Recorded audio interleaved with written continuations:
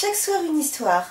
Aujourd'hui, je vais vous raconter la suite de Hansel et Gretel.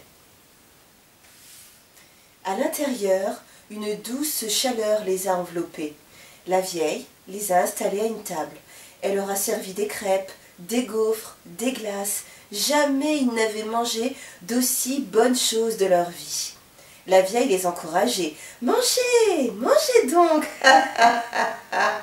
On ne sait pas qui vous mangera. » Puis, elle leur a montré où ils allaient dormir. 2 petits lits en bois sculpté, avec des draps brodés et des couvertures matelassées. Ils ne savaient pas que de si belles choses existaient. Ils se sont endormis, complètement rassurés. Malheur à eux. La vieille était une sorcière. Pire que dans le pire des cauchemars.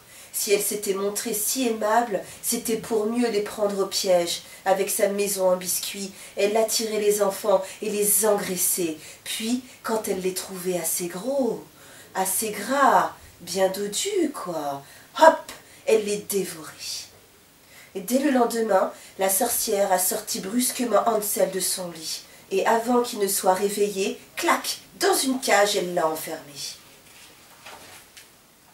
Puis, elle a forcé Gretel à nourrir son frère afin qu'il soit plus gros, plus gras, bien dodu, quoi. Tous les jours, Gretel apportait le repas de son frère en pleurant. Hansel lui disait « Ne t'en fais pas, Gretel, tu vas voir ce que tu vas voir. » Et quand la vieille lui demandait de passer son doigt à travers les barreaux pour voir s'il était assez gros, assez gras, bien dodu, quoi, Hansel faisait un clin d'œil à sa sœur et montrait à la place un os de poulet. « Que tu es maigre !» disait la vieille, tout à fait myope. « Attendons encore !»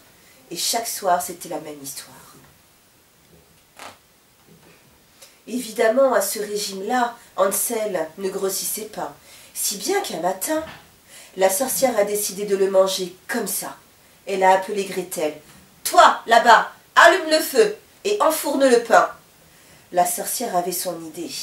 Elle voulait pousser Gretel dans le four et la manger en même temps que son frère. Mais Gretel était maligne. Elle a dit « Je n'y arrive pas, la miche est beaucoup trop lourde. »« Que tu es bête !» a crié la sorcière. « Donne-moi ça !»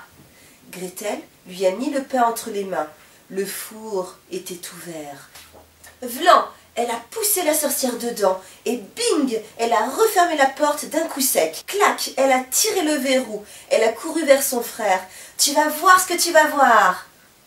Elle a ouvert la porte de la cage en grand. Hansel en a surgi comme un diable à ressort. Il a pris sa sœur dans les bras et l'a fait tournoyer en l'air comme une toupie. Puis ils se sont laissés tomber dans l'herbe en riant. « Maintenant, on va voir ce qu'on va voir !»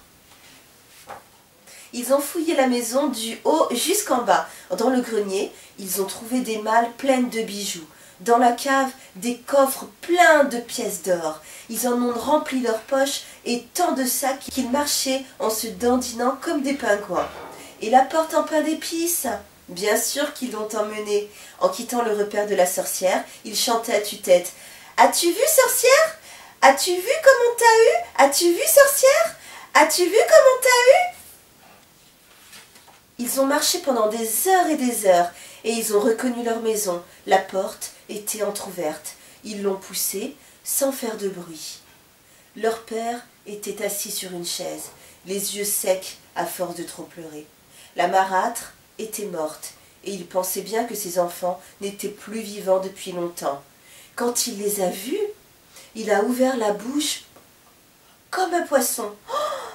Hansel et Gretel se sont jetés à son cou en criant « Ne t'en fais pas, papa, tu vas voir ce que tu vas voir !» Ils ont ouvert les sacs de trésors, ils ont fait rouler les pièces d'or sur la table, ils ont jeté en l'air les bracelets et les colliers. Et la porte en pain d'épices? Bien sûr qu'ils l'ont mangée. Voilà, la vie a continué sans souci. Et mon conte est fini. L'histoire est terminée, les enfants. Moi, je suis fatiguée. Je vous souhaite une très bonne nuit. À demain, les enfants.